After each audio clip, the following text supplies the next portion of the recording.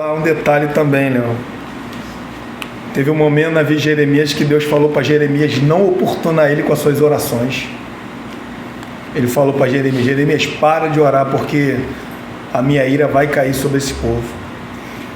Então tem momentos, irmão, da nossa vida que Deus até fala para a gente não orar por determinadas pessoas, porque a ira dele está chegando. Foi isso que ele falou lá para Jeremias: Jeremias, ó, esse povo é tão rebelde, tão sem noção, que você não ora. Deus fala assim, ó, só chegar em casa e pode procurar Jeremias 7, capítulo 8 e 16, vai falar assim, ó: não me oportunes mais com as suas orações, eu não vou te ouvir. É muito forte esse. Por que Deus falou? Porque Deus queria realmente derramar a sua ira contra o seu povo. Tem pessoas me olhando assim, né, fechando o olho, mas é verdade. Tem momento que Deus fala pra gente assim: não ore mais. É por isso que João falou: existe pecado que não é para a morte. Agora existe pecado que é para a morte. Existe pecado que é para a morte, não ore. Não ore. Então, a gente conhecendo a palavra vai nos direcionando para uma oração mais bíblica, né? Mais bíblica. Costumo falar que tudo aquilo que eu oro, tudo aquilo que Deus me faz lembrar na minha oração, eu acredito que é da vontade dele. Porque quando as coisas acontecem, não é questão que a minha oração teve algum efeito, porque foi da vontade dele, e por ser da vontade dele, ele fez eu lembrar para eu orar. Aí aconteceu, porque já era da vontade dele. Não que a minha oração, a nossa oração, ela tem algum poder, porque Paulo vai falar, Romanos capítulo 8, versículo 27, fala assim: olha, vocês não sabem nem orar como convém. Entendeu? Então, as nossas orações é levada pelo Espírito Santo com gemidos inexprimíveis, ou seja, sem palavras. O Espírito Santo vai lá, sem palavras, leva a nossa oração a Deus. E assim, quer aprender mais? Venha no culto de terça-feira. Aleluia. Irmãos, vamos lá. Êxodo, capítulo 3, dando continuidade. Capítulo 3. Vamos finalizar esse capítulo, tá? Hoje nós vamos terminar esse capítulo. Amém? Acharam aí? Êxodo, capítulo 3, versículo de número 13, a partir do 13, tá? Semana passada eu falei do versículo de número do 1 ao 11, do 1 ao 12, e hoje nós vamos dar continuidade do 13 até o 22. Acharam aí? Êxodo, segundo livro da Bíblia, capítulo 3, versículo 12. Deus lhe respondeu: eu serei contigo, e este será o sinal de que eu te enviei. Opa, eu estou no versículo 12, é no 13, irmão, é no 13, tá? Disse Moisés a Deus: eis que quando eu vier aos filhos de Israel e lhe disser: o Deus dos vossos pais me enviou a vós outros, e eles me perguntarem: qual é o seu nome? Que lhe direi? Disse Deus a Moisés: eu sou o que sou. Disse mais: assim dirás aos filhos de Israel: eu sou, me enviou a vós outros. Disse Deus ainda mais a Moisés: assim dirás aos filhos de Israel: o Senhor, o Deus dos vossos pais, o Deus de Abraão, o Deus de Isaque, o Deus de Jacó, me enviou a vós outros, e este é o meu nome eternamente, e assim serei lembrado de geração em geração. Vai, ajunta os anciões de Israel e dize-lhes: o Senhor, o Deus de vossos pais, o Deus de Abraão, o Deus de Isaque, o Deus de Jacó, me apareceu dizendo: em verdade vos tenho visitado e visto o que vos tem sido feito no Egito. Portanto, disse eu: far-vos-eis subir da aflição do Egito para a terra do Cananeu, do Eteu, do Amorreu, do Ferezeu, do Eveu e do Jebuseu, para uma terra que mana leite e mel. E ouvirão a tua voz, e irás com os anciões de Israel ao rei do Egito, e lhe dirás: o Senhor, o Deus dos Hebreus, nos encontrou. Agora, pois, deixa-nos ir caminho de 3 dias para o deserto, a fim de que sacrifiquemos ao Senhor nosso Deus. Eu sei, porém, que o rei do Egito não vos deixará ir, se não for obrigado por mão forte. Portanto, estenderei a mão e ferirei o Egito com todos os meus prodígios que farei no meio dele. Depois vos deixará ir. Eu darei mercê a este povo, aos olhos dos egípcios, e quando sairdes, não será de mão vazias. Cada mulher pedirá à sua vizinha, às suas hóspedas, joias de prata e joias de ouro, e vestimentas, as quais podereis sobre vossos filhos e sobre vossas filhas, e despojareis os egípcios. Vamos orar.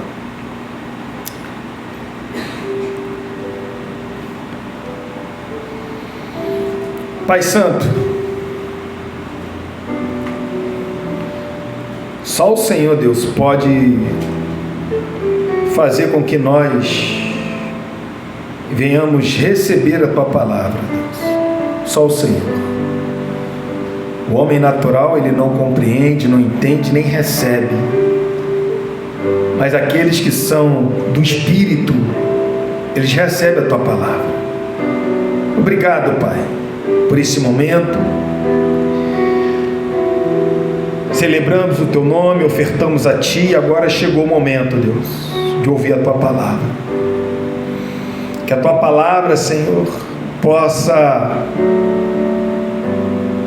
morar em nosso coração, habitar em nosso coração, para que nós possamos viver, Senhor, para a Tua glória, Deus. Santo Deus, justo e verdadeiro, se entre nós houver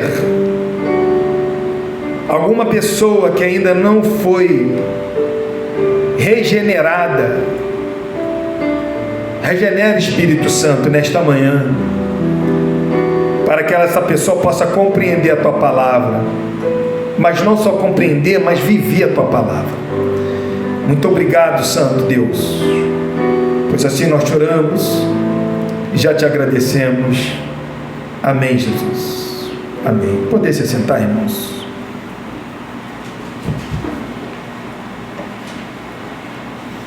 Irmãos, semana passada, como já foi falado, nós vimos que Deus, ele apareceu para Moisés no meio da sarça. Moisés, ele ficou curioso, porque a sarça ardia e ela não se consumia. Então ele foi chegar perto daquela sarça, e quando ele estava se aproximando, Deus falou para ele não chegar na sarça, porque o lugar que ele estava era um lugar santo, e ele tinha que tirar as sandálias dos pés. Quando Deus ele se revelou para Moisés, a primeira coisa que Moisés fez foi esconder o rosto. A Bíblia fala que ele escondeu o rosto. E assim como Deus ele começa a falar os projetos para Moisés, o que ele ia fazer, ele chama Moisés para ser esse intermediário. Era Moisés que ia livrar o povo através de Deus do Egito. E Moisés, ele na sua autodepreciação, ele vai falar: quem sou eu? Quem sou eu? Quem sou eu para poder ir? Aí Deus fala para ele: você não é nada, eu vou subir contigo, eu serei contigo, eu vou contigo. Depois dessa introdução, a gente vê no versículo de número 13, Moisés falando mais uma vez para Deus. No versículo 11, Moisés ele fala para Deus: quem sou eu, Deus, para tirar o povo do Egito? No versículo 12, Deus fala que é com ele e que vai tirar o povo do Egito e que vai levar o povo do Egito para poder adorá-lo naquele lugar aonde que eles estavam ali. E Moisés agora, no versículo 13, ele vai falar assim, ó: eis que quando eu vier aos filhos de Israel e lhe disser: o Deus de vossos pais me enviou a vós outros, e eles me perguntarem qual é o seu nome, que lhe direi? A gente vê que o primeiro momento Moisés ele está dizendo para Deus: Deus, quem sou eu para fazer isso? Aí Deus fala para Moisés: eu vou ser contigo. Agora ele pergunta: quem é o Senhor? Quem é o Senhor? No Egito, irmão, como eu já falei aqui, existia uma infinidade de deuses, de divindades. Cada divindade tinha o seu nome. E de acordo com o nome dessa divindade, ela tinha um caráter, né? Ela tinha um atributo para poder oferecer àquela pessoa. Ou seja, uma pessoa que está atrás de uma riqueza, ela vai adorar essa divindade, porque essa divindade oferece o quê? Riqueza. Um exemplo aqui: uma pessoa aqui no nosso país, que é um país católico, católico romano, não vou falar apostólico não, mas católico romano. Quando uma pessoa ela quer se casar, o que ela vai, a qual santo ela vai recorrer? Qual santo? O santo? Qual? Tá por dentro, né, Lúcia? Já fez muito voto, Lúcia? Então, o Santo Antônio, ela vai recorrer o quê? Porque o Santo Antônio é um santo que vai ajudar a encontrar uma pessoa para poder casar. Hoje em dia, numa igreja, se você está atrás de uma riqueza, de bens materiais, você não vai ficar nesse lugar. Por quê? Porque aqui a gente não vai lhe oferecer isso. Então, uma pessoa que está atrás de uma cura, ou de uma riqueza, de uma prosperidade, de alguns bens material, ela não vai ficar aqui, porque ela não vai encontrar isso aqui. Ela vai ir para outros lugares, porque nesses outros lugares pode até não encontrar, mas ser enganada. O falso evangelho vai te oferecer isso, vai te oferecer riqueza. A Bíblia, Paulo, ele deixa muito bem claro que quando nós estamos pensando somente nessa vida, nós somos os mais miseráveis de todos os homens. Então, pessoas vão andar por aí atrás dessas coisas. Aqui, Moisés, ele está perguntando qual é o nome de Deus. Não podemos esquecer que Moisés, ele ficou 40 anos no Egito. Na época, o lugar que Moisés habitava era o maior centro cultural do mundo. O conhecimento, a cultura, os melhores estavam onde? Lá no Egito. Moisés está aprendendo muitas coisas lá. E Moisés sabia muito bem que naquela época, quando você queria alguma coisa, você ia atrás de alguma divindade que tinha aqueles atributos para poder te oferecer. E Moisés aqui agora ele está perguntando: vem cá, quando eu for lá, aquele povo de Israel que está 400 anos no Egito, eles vão me perguntar o teu nome. Qual é o seu nome? Qual é o seu nome? Aqui, irmãos, a gente vê que o que Moisés ele está passando para Deus, o que ele está levantando para Deus é um obstáculo. Porque quando você ler capítulo 3, capítulo 4, capítulo 5, capítulo 12, capítulo 19, você não encontra nenhum israelita perguntando qual é o nome de Deus. Aí vem a história. Quem é que quer saber quem é o nome de Deus? Moisés ficou 40 anos no Egito, depois 40 anos em Midian, e de repente aquele Deus está aparecendo para ele ali. Será que ele está inventando alguma desculpa porque ele não conhece quem é esse Deus que lhe está aparecendo? Ou será que realmente os israelitas não sabiam o nome de Deus? Alguns acreditam que o nome de Deus, os hebreus eram ignorantes com respeito ao nome de Deus, porque viveram muitos anos sem ter alguma informação do nome de Deus. Alguns acreditam. Aí alguns vão falar assim: por acaso, se Jesus tivesse naquela época aparecido e nada tivesse relatado, será que hoje nós estaríamos aqui? Será que de repente em 1500, quando foi a reforma, se desaparece tudo aquilo, pega fogo, será que hoje nós teríamos esse conhecimento? Será que nós saberíamos o nome de Jesus? Será que nós teríamos esse conhecimento, quem é Jesus? Então alguns acreditam que o povo de Israel realmente não sabia. Mas o que é mais interessante é que Moisés está levantando aqui um obstáculo. E às vezes isso acontece com a gente. Às vezes nós levantamos obstáculos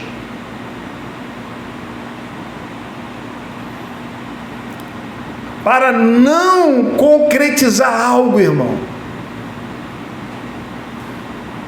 Às vezes nós pensamos sim. Às vezes a gente pensa naquilo que não vai acontecer, mas a nossa mente é tomada. Passamos horas pensando, e se isso aqui não, mas e se isso acontecer? Mas isso, a gente passa horas, de vez até dias. E que na verdade isso não vai acontecer. Se lembra de Naamã? Quando Naamã ele é tomado de lepra, ele vai lá em Israel, atrás de Eliseu, de um profeta lá. E quando ele chega lá, Eliseu fala assim para ele: ó, vai lá e mergulha no rio Jordão 7 vezes, será curado. Ele sai triste. Por que ele sai triste? Ele já tinha sua mente cauterizada. Qual era o pensamento dele? Ele fala assim: pensava que quando eu chegasse lá, ele colocaria a mão em mim e eu seria restaurado dessa lepra. Qual era o pensamento dele? Quando ele está cavalgando para poder chegar até Eliseu, ele está com esse pensamento. É um pensamento que está cauterizando. Ele está achando que ia acontecer, mas não aconteceu. Não passou nem pela ideia de Deus nem de Eliseu. Aí Eliseu fala assim: ó, vai lá e mergulha no rio Jordão. Por acaso não tem o rio, se eu não me engano, Farfa, e outro rio melhor do que o rio Jordão? E sai triste. Se não é um dos seus servos que vai dar um conselho a ele, fala assim: por acaso se ele tivesse pedido coisas difíceis, você não faria? Agora ele está pedindo para você mergulhar no rio Jordão. Aí ele vai lá e mergulha e sai restaurado. Existem os obstáculos que nós levantamos que impede da gente agir, irmão. Entende? Não faz nem parte do plano de Deus, mas nós levantamos esses obstáculos. É o que Moisés está fazendo. Levanta obstáculos que não passou pela cabeça de Deus, não passou pela cabeça do israelita. Por acaso foi ao contrário. Deus falou assim: eles vão te ouvir, eles vão te ouvir.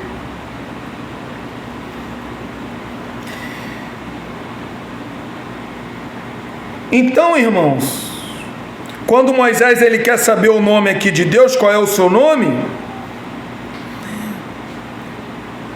O nome ele representava muito quem era aquela pessoa.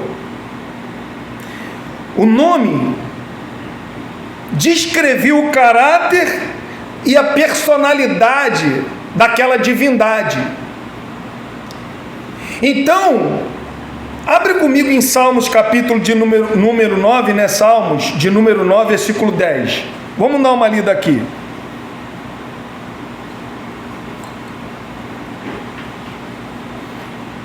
Não podemos esquecer que nós já estamos em Êxodo, e Êxodo está sendo uma revelação progressiva do caráter da divindade de Deus, da pessoa de Deus. Olha no versículo capítulo Números 9, Salmos 9, versículo 10, diz assim, ó: em ti, pois, confiam os que conhecem o quê? Teu nome. Então, o nome de uma pessoa, do Deus, de uma divindade, era muito importante, era o caráter dessa pessoa. Aí ele fala assim no versículo de número 14, olha: disse Deus a Moisés. Agora se lembra? 2 vezes Moisés está dizendo para Deus, e agora Deus ele vai dizer a Moisés. Disse Deus a Moisés: eu sou o que sou. Disse mais: assim dirás aos filhos de Israel: eu sou, me enviou a vós outros.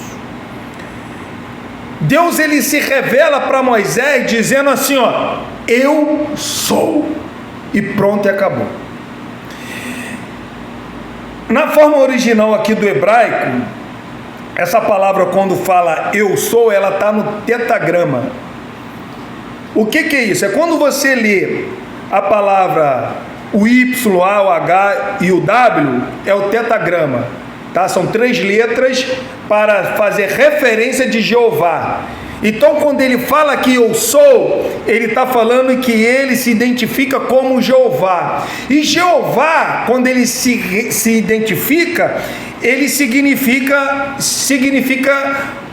o passado, o presente e o futuro. Então, quando Deus ele fala que eu sou, é claro que existem várias interpretações, mas a mais lógica para o meu entendimento, quando ele fala que eu sou, é que ele está falando para Moisés o seguinte: eu sou o Deus presente. Eu sou aquele Deus que estou presente com você. Eu vou subir com você, eu vou tirar o povo do Egito, eu vou fazer vocês ir lá para o Sinai. Eu sou o Deus presente, eu vou estar com você nessa jornada. Então Deus está falando para Moisés, quando ele pergunta: qual é o nome de Deus? Quais os atributos que você tem para mim? Quando ele fala assim, eu sou Jeová, ele está falando: eu sou o Deus que preenche todas as suas necessidades. Está falando para Moisés: Moisés, você não precisa recorrer a Deus tal, ou aos deuses tais, mas o que você precisa recorrer? A mim, porque eu sou o Deus que vou atender todas as necessidades tua e do seu povo. Você não precisa mais recorrer a outras divindades, você tem que recorrer a mim. Qual é o teu nome, Deus? Eu sou o Deus Jeová, eu sou o Deus presente, eu sou o Deus que atendo todas as suas necessidades. Deus, irmão, é o Deus que atende todas as nossas necessidades. Na Igreja Católica Romana, você tem um Deus ou um santo para cada atributo que você necessita. Para a igreja protestante, jamais. Deus é o único Deus. Ele preenche todas as nossas necessidades. Ele preenche todas as nossas necessidades. Se o povo de Israel estava precisando de um libertador, ele estava ali para poder libertar o seu povo. Se o povo de Israel estava precisando de graça, misericórdia, perdão, Jeová estava ali para oferecer graça, misericórdia e perdão. Se o povo de Israel precisava de purificação e fortalecimento, Jeová também estava ali Se o povo de Israel precisava de exortação e disciplina, ali também estava ele. Ou seja, é por isso que ele fala: eu sou, me enviou a vós outros. Eu serei contigo, eu sou o Deus presente. Agora, sabe qual é o mais interessante? O mais interessante é que Mateus, ele relaciona, o livro de Mateus relaciona muito, ele tem muitos relacionamentos, muita comparação com o livro de Êxodo. Muitas coisas. Mas o que dá detalhes sobre esse eu sou não é o Mateus, é João. João vai dar muito detalhes sobre eu sou. Jesus, quando ele se utilizou desse eu sou, no Evangelho de João vai aparecer 7 vezes Jesus falando eu sou, 7 vezes. Quando a gente vai em João capítulo 6, versículo 35, não precisa abrir. Declarou-lhe, pois, Jesus: eu sou o pão da vida. O que Jesus está falando? Quem aqui está com fome? Quem aqui está com sede? Quem aqui, irmão, está necessitando de um alimento espiritual? Jesus, ele fala: eu sou o pão da vida. Ele declara isso. E ele completa: quem vem a mim jamais terá fome. O que Jesus está falando? Eu sou o que vocês precisam. O que a igreja precisa, eu sou. Então, irmão, entenda bem: quando eu tenho Jesus, eu nunca mais terei fome. A minha vida espiritual sempre estará alimentada, porque eu tenho aquilo que é suficiente, eficiente para a minha alma. Jesus, por isso que ele fala: eu sou o pão da vida. João 8:12, de novo, lhe falava Jesus dizendo: eu sou a luz do mundo. Você acha que está em trevas, vivendo em trevas? Venha para Jesus, porque Ele é a luz. E é por isso que Ele fala: quem me segue não andará em trevas. Uma pessoa que segue Jesus, Jesus está na luz, jamais vai andar, vai compactuar com as obras das trevas. Jesus deixou muito bem claro: eu sou a luz. João 10, versículo 9, Jesus fala assim: eu sou a porta. Se alguém entrar por mim, será salvo. Entrará e sairá e achará o quê? Pastagem. Está perdido pelo caminho? Jesus, ele é a porta. Quer se achar? Jesus é a porta. Está andando como uma folha seca levada pelo vento? Jesus é a porta, irmão. Eu sou a porta. Jesus deixou muito bem claro. Versículo 11, Jesus fala: eu sou o bom pastor. Se lembra quando Moisés perguntou o nome? Quem que tu é? Jesus falou: eu sou. Deus falou: eu sou. E Jesus está deixando muito bem claro o que Ele é para nós. O que o Senhor é? Jesus é o bom pastor. O que o bom pastor faz? Dá a vida pelas ovelhas. Isso aqui é para a gente chorar, irmão. Isso aqui é para quando você chegar em casa, você meditar nesse texto da vida pelas ovelhas, é você se derramar em lágrimas. A gente, um povo tão miserável, tão ruim, Jesus foi lá e deu a vida por nós. Um Deus infinitamente bom, maravilhoso.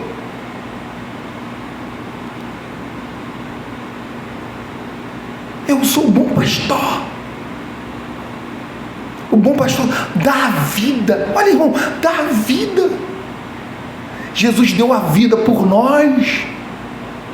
Então quem é esse Jesus que nós seguimos? Eu sou o bom pastor, eu sou a porta, eu sou a luz, eu sou o pão. João, capítulo 11, versículo 25, disse-lhe Jesus: eu sou a ressurreição e a vida. Quem crê em mim, ainda que morrer, viverá. Nós cristãos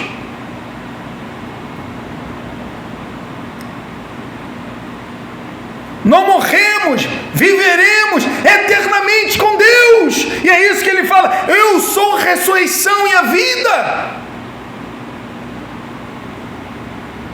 O ímpio, uma pessoa mundana, uma pessoa que não acredita no eu sou, ele morre 2 vezes. E o crente morre só uma única vez. É o que Jesus deixa muito bem claro. O ímpio morre 2 vezes.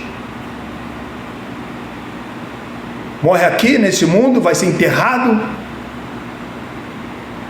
e no grande dia do juízo do trono branco, a morte eterna 2 vezes. E nós, cristãos, uma única vez, morremos aqui e viveremos eternamente com Ele. E Jesus fala: eu sou a ressurreição. Agora, sabe o que Jesus é também? Agora eu queria que vocês acompanhassem comigo, que esse texto é muito importante para nós. Acompanhe comigo João 15.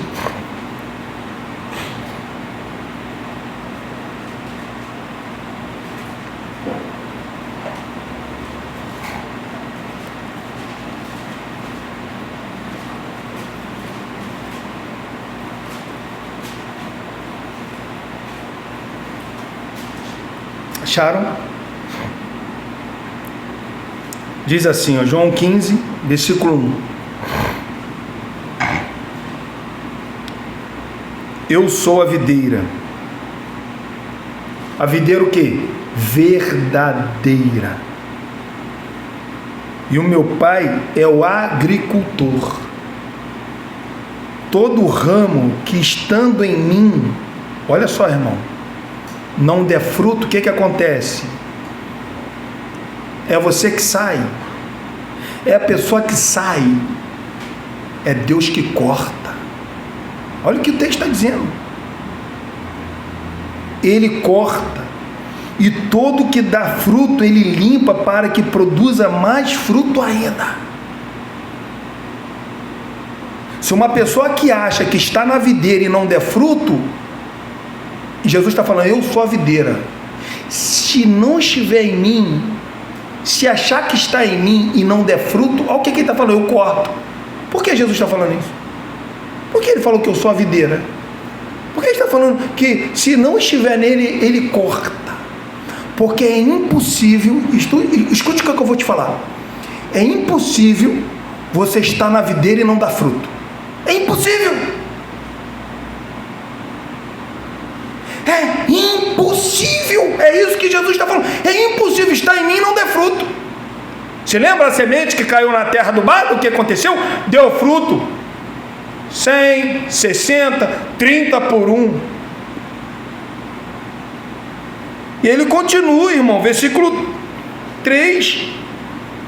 Vós já está limpo pela palavra que vos tenho falado.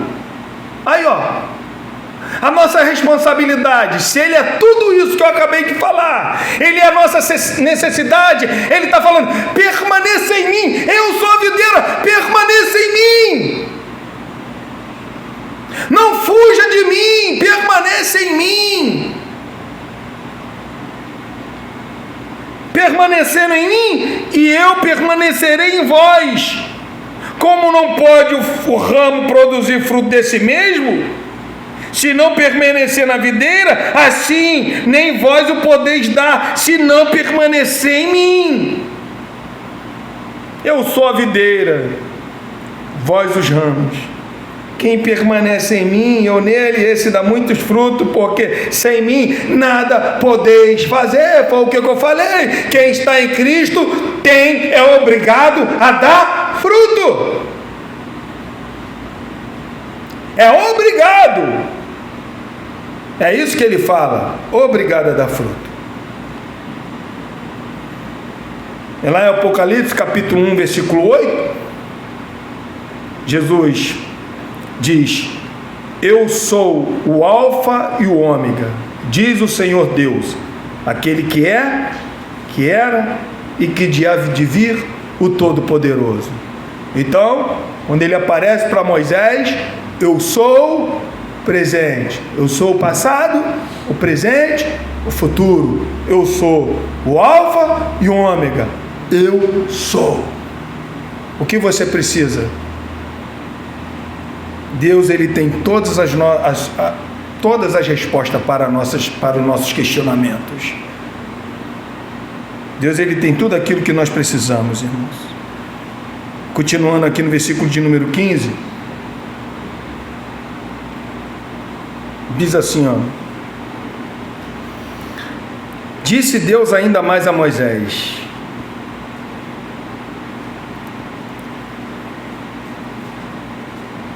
assim dirás aos filhos de Israel: o Senhor,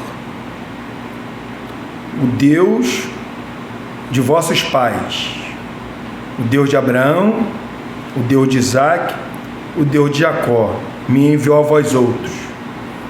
Este é o meu nome eternamente, e assim serei lembrado de geração em geração. Quando Deus ele fala, quando ele está falando assim, eu sou o que sou, no versículo 15 a gente vai ver quem ele é também. Ele é o Deus absoluto, um Deus imutável e um Deus eterno, somente no versículo de número 15. Absoluto e imutável, porque ele fez uma promessa para os grandes patriarcas da época, Abraão, Isaque e Jacó. O que ele falou para Abraão? Abraão, eu vou conduzir o teu povo lá para o Egito. Se o povo vai ficar um tempo lá, 400 anos lá, e depois vou trazer para cá.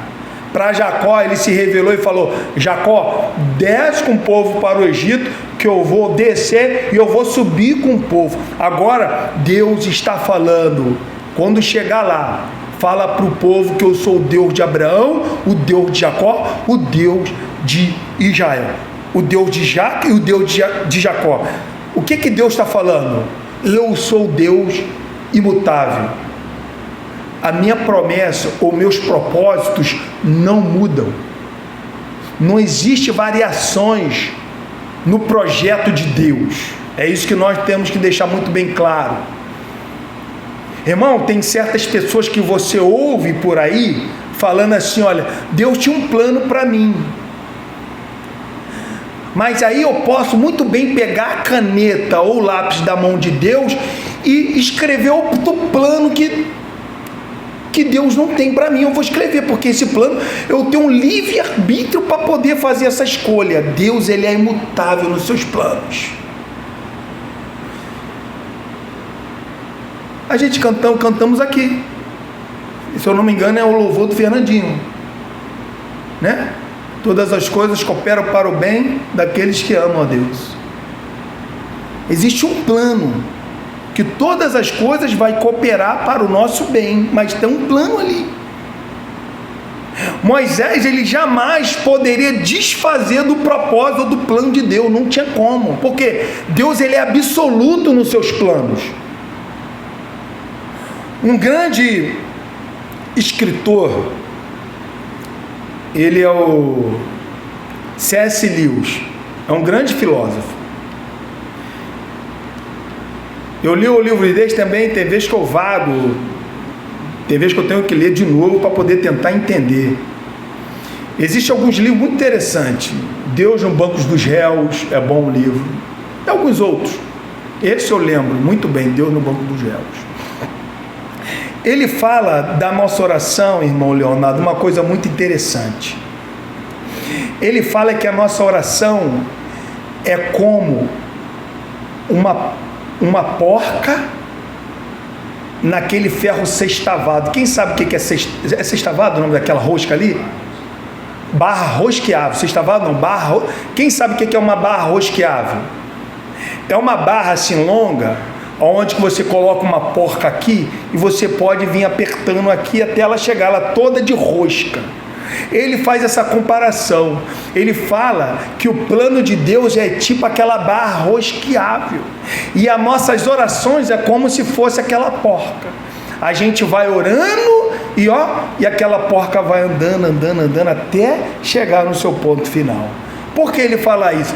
Porque nós não temos poder para mudar o plano de Deus. Porque o nosso Deus, ele é imutável. Ele não muda de plano. Ele não fala assim: pastor, amanhã eu vou fazer isso contigo. Aí depois ele fala assim: pastor, você foi rebelde, eu não vou te fazer isso. Não é, o plano de Deus não é isso, irmão. O plano de Deus é assim: pastor, eu vou te abençoar em 2027. 2027 vai vir uma grande bênção. Vou dar um exemplo. Aí no ano de 2026 eu vou lá e dou-lhe aquela murchada e tal. Qual é o plano absoluto de Deus no 2027? O quê? Sabe o que Deus vai fazer? Vai arrebentar comigo, vai botar o plumado para quê? No ano 2027 a bênção está acontecendo. Porque Deus, ele é absoluto naquilo que fala. A palavra dele não volta vazia, irmão. É isso que ele fala para Israel: a minha palavra jamais voltará vazia. Não volta vazia. É por isso que eu falo: o evangelho de Deus não volta vazio. Você que evangeliza uma pessoa, o que você está falando não está voltando vazio. Duas coisas: ou Deus está salvando, ou Deus está fechando mais ainda o coração daquela pessoa. O que vai acontecer com o faraó? E é por isso que eu tenho paz. E é por isso que nas minhas orações eu mal lembro de colocar vida financeira. Eu mal lembro disso. Isso não me importa. Tudo aquilo que, graças a Deus, aconteceu na minha vida, eu fui trabalhando e planejando para poder acontecer, mas mal lembro dessas coisas nas minhas orações. Isso não me importa. Não importa para você, irmão. O que importa é o eu sou na tua vida. Isso é o mais interessante, isso é o melhor de tudo.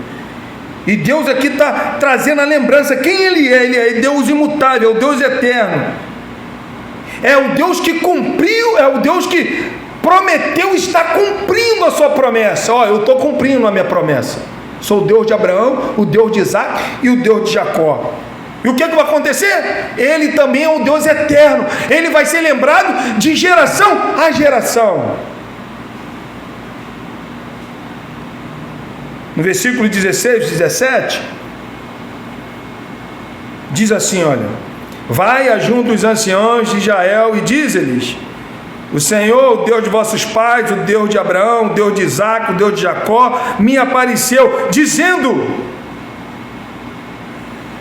em verdade vos tenho visitado e visto o que vos tem sido feito no Egito. Portanto, disse eu: far-vos-ei subir da aflição do Egito para a terra do Cananeu, do Eteu, do Amorreu, do Ferezeu, do Eveu, do Jebuseu, para uma terra que mana leite e mel. Entenda, irmão, que agora o que está acontecendo aqui? No versículo de número 10, Deus fala assim: vem que eu vou te levar para você libertar o meu povo. Agora no versículo de número 16, o que está acontecendo aqui? Qual é a ênfase aqui? A ênfase aqui, irmão, é que Deus está passando aquela identidade dele. Quem eu sou, Moisés? Eu sou esse. Eu sou o Deus imutável. Agora está passando uma autoridade para Moisés. Moisés, agora você vai lá nos anciões. A ênfase aqui é tirando a deidade absoluta de Deus e passando uma autoridade para Moisés. Agora, Moisés, você vai lá no ancião. E o que você vai fazer? Deus vai informar, Deus está informando a Moisés o que vai acontecer. E com essa informação, Moisés vai passar para o povo. Olha só, irmão, no versículo de número, capítulo 3, versículo 16. Olha o que diz aqui, a primeira parte. Vai, ajunta os anciões de Israel e diz-lhes: o Senhor, o Deus de vossos pais, o Deus de Abraão, o Deus de Isaac, o Deus de Jacó, me apareceu dizendo. O que é que Moisés O que é que Moisés vai passar? Deus, agora Moisés ele vai informar o povo de Israel quem é o Deus. Quem é o Deus que está te enviando aí? É o Deus de Abraão, o Deus de Isaac, o Deus de Jacó. O mesmo Deus que apareceu somente para os patriarcas, está aparecendo para mim agora. Olha a parte B. Em verdade vos tenho visitado e visto que tem sido feito no Egito. O que Deus está falando para o povo? Olha, eu ouvi a aflição do povo, eu visitei o povo, eu ouvi a aflição desse povo. Agora, olha no versículo número 17. Deus está falando que está cumprindo a promessa que fez para os patriarcas. Versículo 17. Portanto, disse eu: far-vos-ei subir da aflição do Egito para a terra do Cananeu, do Eteu, do Amorreu, do Ferezeu, do Eveu, Jebuseu, para uma terra que mana leite e mel. Ou seja, Deus estava libertando o povo do Egito e Deus estava dando a terra de Canaã como uma terra de herança que ele tinha prometido a Abraão, a Isaac e a Jacó. Deus, mais uma vez, está mostrando quem Ele é, o Deus imutável das promessas. Se Ele prometeu, Ele vai cumprir. De repente você vai falar assim: pastor, mas esse Deus aí é o Deus da antiga aliança. É um Deus que tinha um grande propósito para o povo de Israel. Sim, mas no Novo Testamento, Hebreu vai falar que Ele é o mesmo Deus, o Deus de ontem, o Deus de hoje, o Deus eternamente. Ele não muda. Nós podemos tratar ou fazer uma separação que nós chamamos de dispensação, para nós tentarmos entendermos o plano de Deus. Mas Paulo deixa muito bem claro que é impossível entender os seus propósitos, é impossível. Paulo fala: quem foi o seu conselheiro? Quem foi o seu conselheiro? Quem foi investigar a mente de Deus? Quem é? Ninguém. Eu e você podemos investigar a mente dele? Não tem como. E aqui ele está falando, aqui ele está cumprindo o que ele prometeu, porque ele é imutável. Olha o versículo de número 18. Olha só. Olha o que vai acontecer. Isso aqui é o que vai acontecer, irmão. Não é o que Moisés está pensando: se o povo perguntar pelo teu nome, e aí se... Não. O que vai acontecer de verdade? É o versículo de número 18. E ouvirão o quê? A tua voz. Vão ouvir a tua voz. E o que vai acontecer? Irás com os anciões de Israel ao rei do Egito e lhe dirás: o Senhor, o Deus dos Hebreus, nos encontrou. Agora, pois, deixa-nos ir caminho de 3 dias para o deserto, a fim de que sacrifiquemos ao Senhor nosso Deus. Irmãos, quando os anciãos, quando fala anciãos aqui, está mostrando aqui que daquela época já existia já o quê? Já uma organização. Quando ele está falando dos anciãos, ele está falando líder. Vai no líder, vai nas pessoas responsáveis e fala assim, que eles vão te ouvir. Você vai até onde? Vai até Faraó. Agora, quem é Faraó? Faraó é titulado, é conhecido no Egito como semideus. Não é verdade? Eu já falei isso aqui. Qual era a concepção, o entendimento dos egípcios? É que para Faraó nascer, houve uma relação da mãe do Faraó com algum tipo de Deus. Nessa concepção nasceu quem? Faraó. Se lembra de Mateus? O Espírito Santo vai lá em Maria. Não existe uma concepção, mas você vê a ligação, a gente chamamos de correlação entre Mateus e Êxodo. Então, naquela época ali, o que está acontecendo? Eles acreditavam que o Faraó era um Deus. E agora, olha o que Moisés vai falar para Faraó. juntamente com os anciões. Essa é a palavra. Ó, versículo 18. O Senhor, o Deus dos Hebreus, nos encontrou. Olha só, quantos deuses tinha no Egito? Milhares. Agora, Moisés está confrontando já Faraó, falando assim, ó, Faraó, o Deus dos Hebreus nos encontrou. Não tinha milhares, infinitamente milhares de deuses no Egito. Como que agora um outro Deus pode agora descer aqui para poder encontrar? Por acaso esse Deus é mais forte do que eu? É mais forte do que os deuses que nós servimos aqui no Egito? Moisés está falando, olha, ele nos encontrou, um Deus nos encontrou. E o interessante, irmão, que esse Deus que encontrou Moisés, não é um Deus que Moisés vai recusar, é um Deus que Moisés vai acreditar.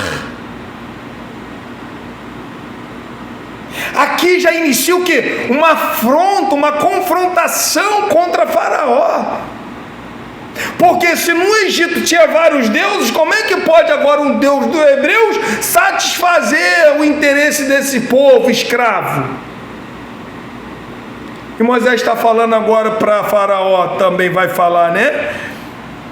Agora, pois, deixa-nos ir caminho de 3 dias. Para onde? Para o deserto, a fim de que sacrifiquemos ao Senhor. Moisés ficou satisfeito quando Deus apareceu para ele. Por quê? Não sacrifiquemos, ele está falando aqui, ó. Agora vai lá, Moisés, e vai falar assim, ó, porque nós vamos sacrificar ele num retiro de 3 dias. Irmãos,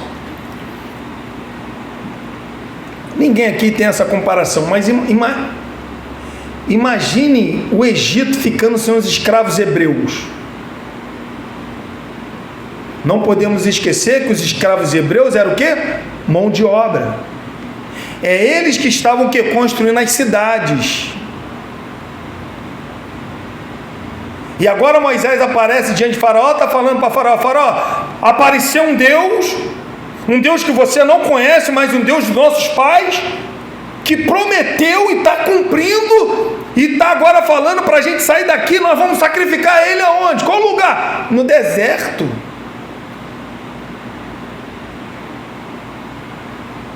Tudo bem, Moisés? Você vai lá, os anciões vão te ouvir. Você vai falar desta maneira para Faraó. Até aí, você se lembra quando Deus está falando? Irmão, Moisés, irmão, imagine a cabeça de Moisés, irmãos.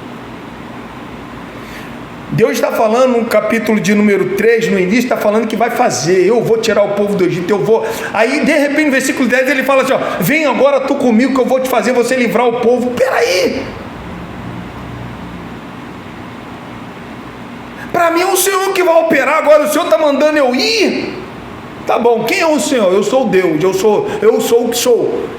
Eu sou o Deus de Abraão, Deus de Isaac, Deus de Jacó, eu sou. Agora vai lá, os anciões vão te ouvir, você vai lá no Faraó e vai falar para ele que vai sair daqui, porque nós vamos sacrificar ele 3 dias lá no deserto. Tá bom. Agora, olha no versículo 19.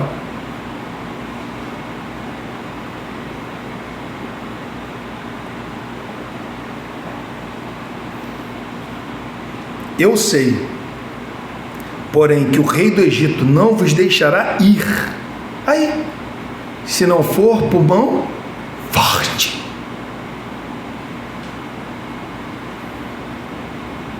Sabe o que Deus está falando para Moisés?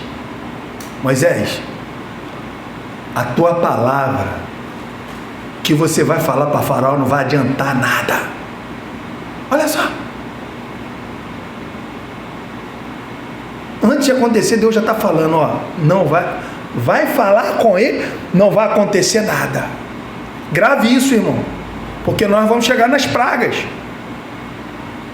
E Deus está deixando muito bem claro para Moisés, ele não vai sair através de palavras, ele só vai libertar o povo através de poderosas mãos. poderosas mãos. A tua palavra, Moisés, não vai adiantar de nada.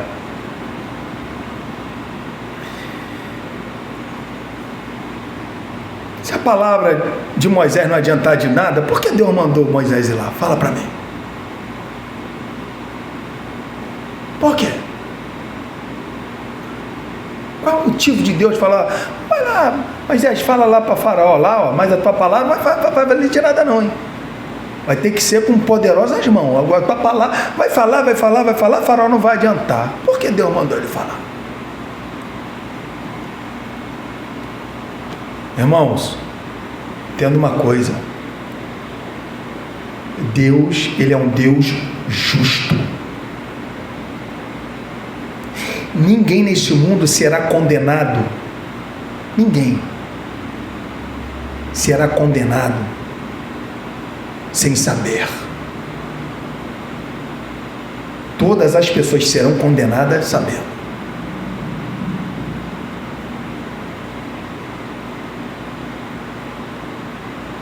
Moisés ia falar quem é Deus. O Faraó endureceu o coração mais ainda de quem era para Deus. O que isso nos ensina?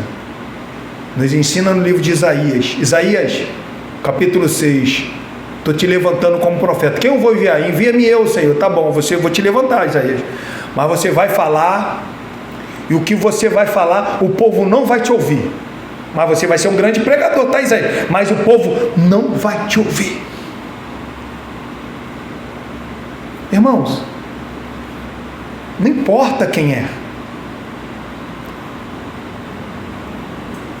O que importa é que nós pregamos o Evangelho para quem quer que for, quem quer que seja. Deus te deu oportunidade, como Ele falou para Timóteo, seja no tempo, fora de tempo, pregue a palavra. Deus te trouxe uma oportunidade, não importa quem é. Pode ser o maior traficante, pode ser aquela pessoa que você vê que essa pessoa não vai querer Deus não. Pregue para ela, fale do amor de Deus, fale o perigo que ela está correndo, pregue para ela. Não importa se ela o que ela vai fazer com a tua palavra, com aquela palavra que vai sair da tua boca. Mas o que nós temos que fazer? Pregar o Evangelho. Eu sei, Deus está falando. Interessante que Deus vai advertir Moisés, falando que, olha só, Moisés, interessantíssimo. Deus está falando assim, ó, olha só, Moisés ele faz uma pergunta assim para Deus: Deus, quem é o Senhor? Aí Moisés fala assim, aí Moisés fala para Deus: eu sou o que sou, Moisés. Agora você vai falar lá para o povo que eu sou o Deus de Abraão, de Isaac e Jacó. Aí no versículo de número 18, ele fala assim, ó, o povo de Israel, os anciãos vão ouvir tua voz, hein, Moisés? O povo de ancião vai ouvir tua voz. Aquele povo que Moisés não está acreditando que vai ouvir a voz, Deus está falando, eles vão ouvir tua voz. E para Faraó?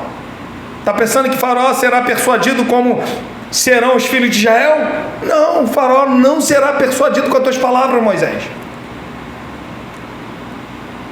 Não será persuadido com as tuas palavras.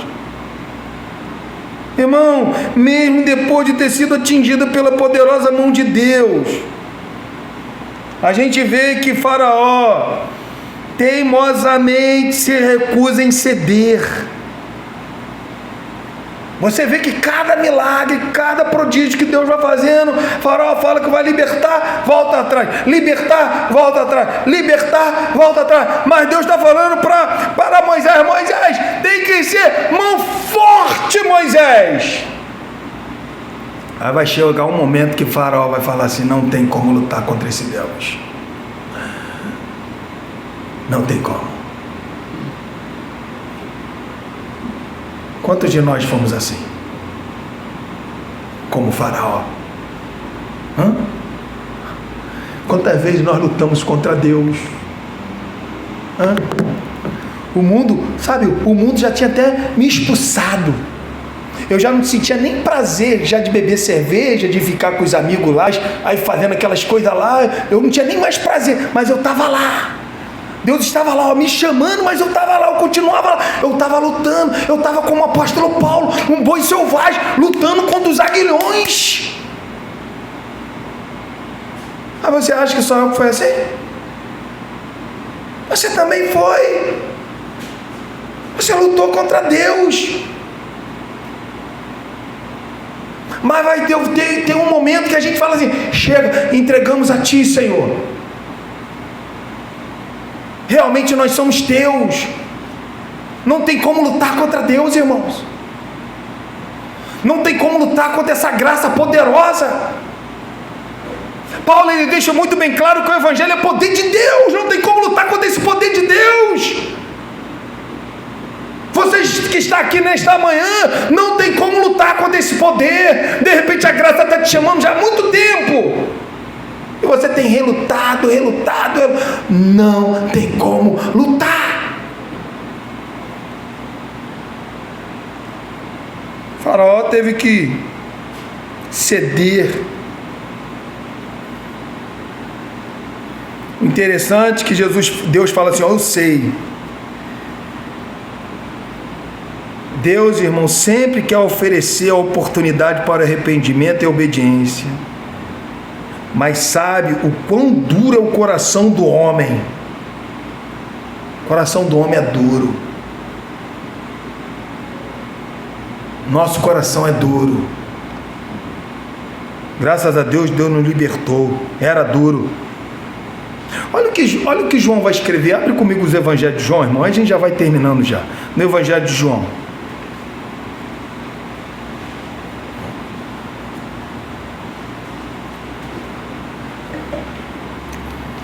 Evangelho de João.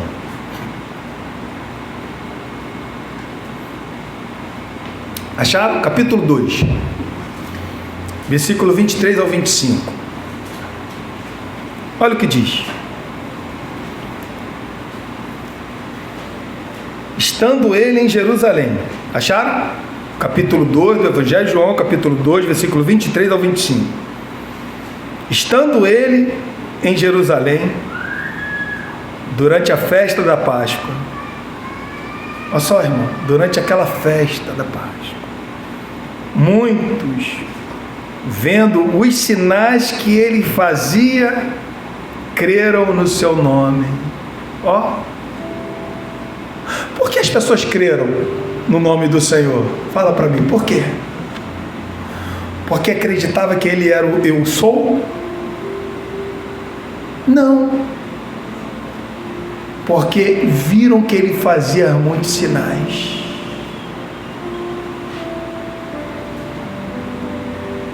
Quantas pessoas serão perdidas? Quantas pessoas seguirão anticristo, irmão? Porque o que a igreja evangélica hoje, ela quer ver sinais. Ela não quer somente crer no Senhor. Ela quer ver sinais, espera por sinais. O anticristo vai vir fazendo sinais, prodígios.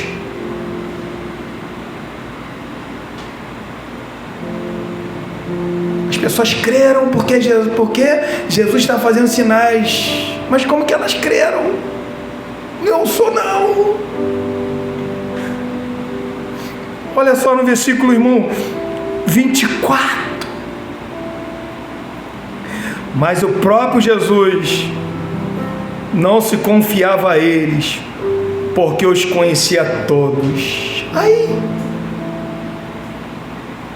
eles creram, mas Jesus não confiava neles. Por que Jesus não confiava neles? Olha o versículo de número 25, irmão.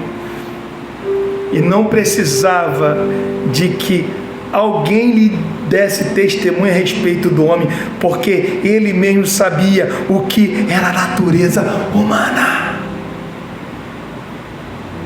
Qual é a natureza humana? Coração duro. Irmãos, entenda bem o que eu vou falar. Não é milagre que me converte. Não é eu vendo sinais e maravilhas que vai me converter, que vai converter o humano.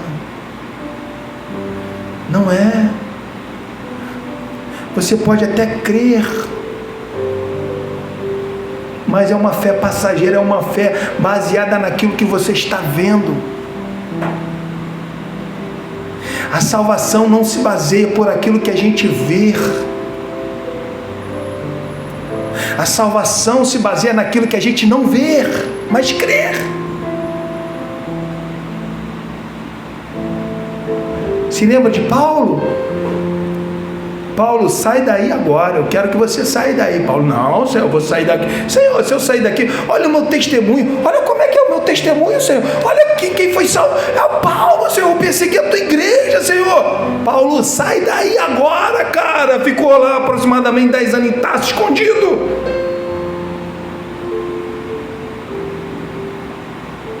Testemunho pode até edificar a nossa vida, mas não salva. Quem salva é Deus, irmão. Eu sou o pão da vida, é Ele que salva. Esquece tudo, irmão. Lembre somente de Jesus, de eu sou, pelo amor de Deus. Se agarre em Jesus, que é Jesus que salva. Agarra nele, que Ele é o libertador da nossa alma, irmão. Não precisamos recorrer a mais ninguém, somente a Jesus. Deus conhece a natureza humana. Eu não conheço, mas Ele conhece. É por isso que nas minhas orações eu falo: Senhor, tenha misericórdia de mim. Eu não sei o que será da minha vida no futuro, Pai, mas se eu tropeçar, agarre nas minhas mãos.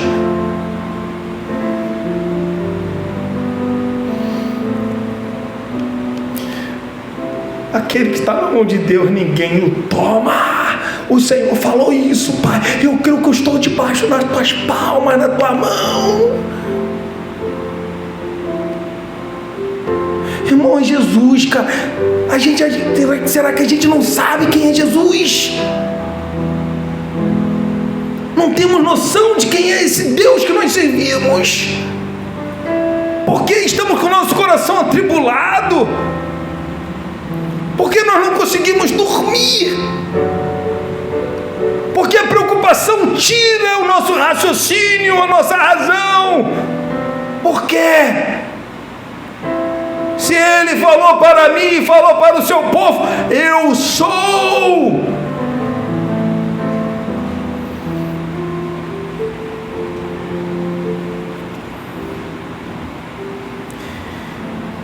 Continuando para finalizar, irmãos.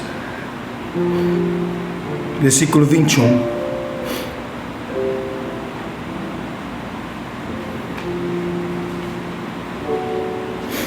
Jesus no versículo 18 fala algo positivo: eles vão ouvir a tua voz. Versículo 19, Deus fala algo negativo: ele não vai ouvir a tua voz. Versículo 21, Deus continua falando algo positivo. O que Deus vai fazer agora? É Deus que vai fazer. Irmãos,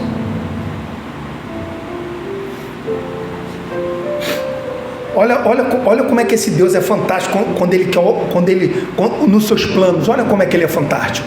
Olha como que quando a gente conhece a sua revelação, como a gente fica prostrado diante dele e fala assim: realmente, Senhor, o Senhor é o Deus que faz todas as coisas. Acompanhe comigo aqui Salmo 105. Olha o que ele fala aqui. Salmista 105, por favor, irmãos. Olha só, veio na minha mente agora. Olha o que diz aqui Salmista 105, por favor.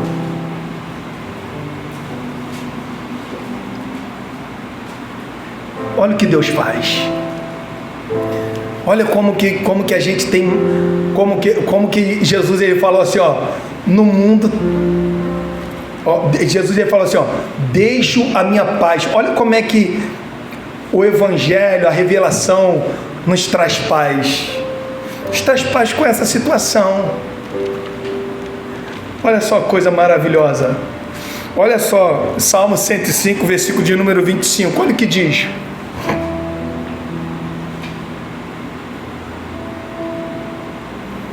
Mudou-lhes o coração para que odiasse o seu povo e usasse de astúcia para com os seus servos. Quem mudou o coração dos egípcios para que odiasse o seu povo? Não sou eu que estou falando. É a Bíblia. Ó, versículo 24. Ó o nome da pessoa aí, ó. Deus fez sobremodo fecundo o seu povo e tornou mais forte do que os seus opressores. Continuando, Deus lhe mudou o coração. Quem foi que mudou o coração do povo, irmão? Não sou eu que estou falando, é a Bíblia. Agora, olha que interessante no versículo de número 22 que a gente está lendo aqui, capítulo 3, versículo 21. Olha o que ele faz agora. Ele muda o coração para que o povo pudesse odiar. Se lembra? A profecia de Ezequiel, o que fala? Por que está acontecendo aquilo ali com o povo? Porque o povo estava idolatrando os deuses do Egito. Então Deus mandou a sua ira. Então, vocês querem adorar os deuses do Egito? Não quer me ouvir? Então toma a ira aí. Vou mudar o coração desse povo para poder perseguir vocês. É minha ira. Agora, olha o versículo de número 21 que a gente está lendo. Eu darei. Aí, ó, Deus mudando de novo o coração do povo. Eu darei mercê a este povo aos olhos dos egípcios, e quando sairdes, não será de mão vazias. Cada mulher dirá à sua vizinha, a sua hóspeda, a sua hóspeda, joias de prata e joias de ouro e vestimento, e as quais podereis sobre os vossos filhos e sobre as vossas filhas, e despojarei quem? Os egípcios.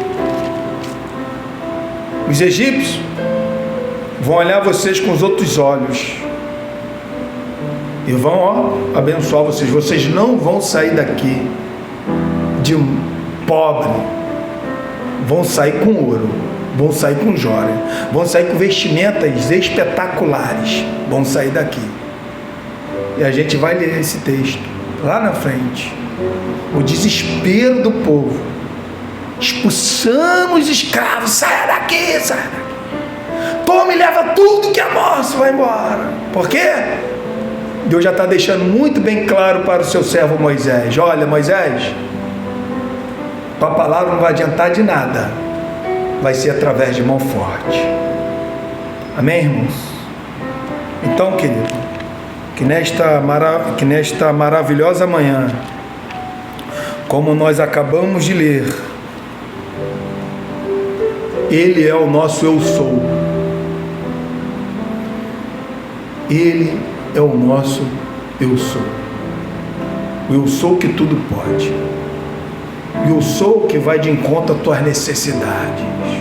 O eu sou que não precisa você ficar desesperado, batendo uma porta aqui, batendo uma porta ali, procurando por socorro, porque Ele é o eu sou.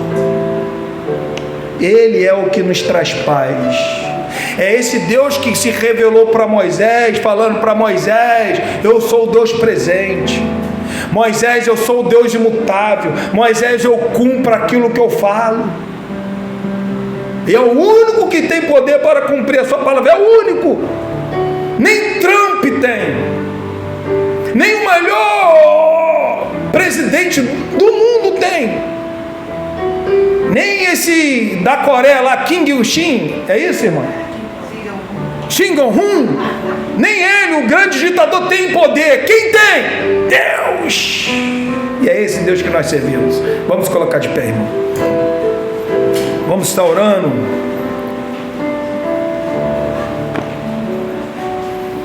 Feche seus olhos, irmãos.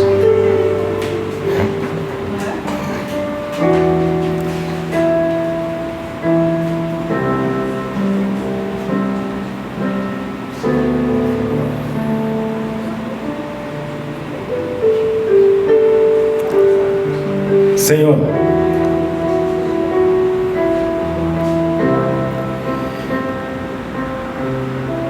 louvamos o teu santo nome, meu Pai.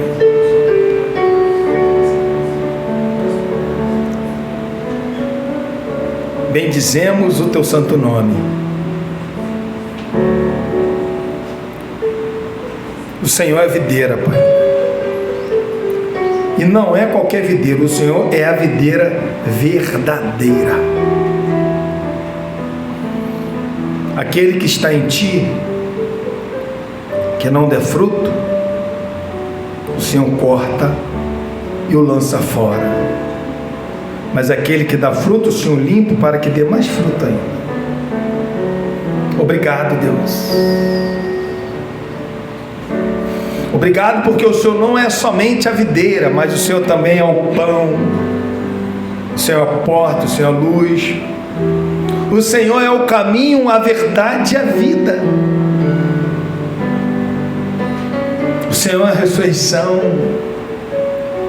O Senhor, na verdade, é tudo para nós, meu Pai, tudo. Obrigado, Senhor. Obrigado, meu Pai, porque esse sentimento e essas verdades, Senhor, que pulsa no nosso coração, Senhor, é que nos traz paz, é que faz com que nós venhamos viver, Senhor, neste mundo, Pai. É que faz com que nós venhamos ser sal e luz desse mundo, meu Deus. Obrigado, Senhor. Pai Santo, justo e verdadeiro, que o Senhor continue abençoando a vida dos meus irmãos, sábio, os irmãos que não têm medido esforços, Senhor, para cultuar o Teu nome, não só cultuar o Teu nome vivendo neste mundo, mas celebrando o Teu nome neste lugar, juntamente conosco, Deus. Obrigado. Que o Senhor possa preencher o nosso coração com as Tuas verdades, Senhor.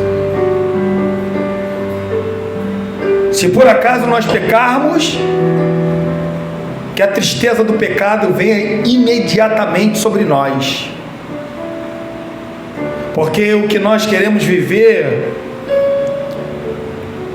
é viver para Ti, Senhor, é andar nos Teus caminhos. Então, Senhor, nos guia, Pai, nos guia com mão forte, Senhor, se for preciso, Pai. Se por acaso, Senhor, existe alguém entre nós que está como Faraó, Senhor, mostra para essa pessoa que não tem como lutar contra o Teu agir operando. Deus, quem pode impedir? Ninguém.